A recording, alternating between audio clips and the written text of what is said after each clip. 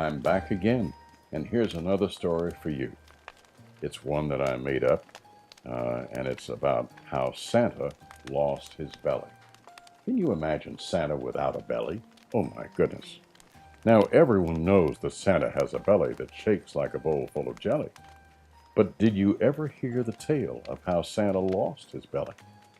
It was late summer, a long, long time ago. Santa knew that his reindeer had to stay in shape to pull a sleigh full of toys. So he decided to have a practice run.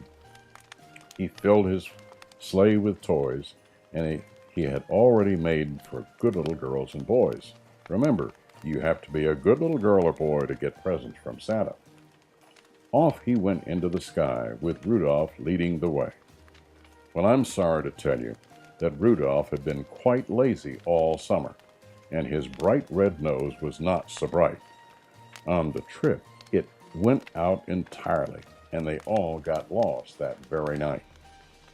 Fortunately, they found an island and landed the sleigh. They met a whole bunch of very poor children who had worked very hard to build their village. But these children had no time to play. So Santa gave these children toys from his sleigh. Then he and his reindeer went to work to help build the children's village. They worked very hard, and they ate only fruit and veggies, for that was the only food that was on the island. When the job was finished, Santa hopped in his sleigh, and they were off. But a strange thing happened. The sleigh was so light.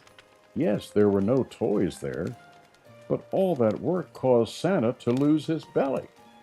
He was skinny. Who ever heard of a skinny Santa Claus?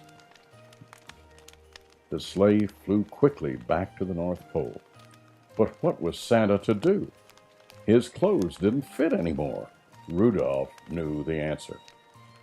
Now, for all that work on the island, Rudolph was strong and his nose was bright. He knew what to do that very night. Quickly he flew to Nana and Papa's house.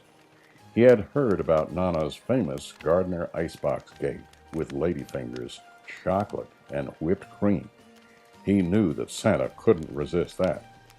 Nana agreed to make an extra large chocolate icebox cake, while Rudolph and Debbie Deer, and you remember meeting her at an earlier story, feasted on Nana's hostas and daylily buds.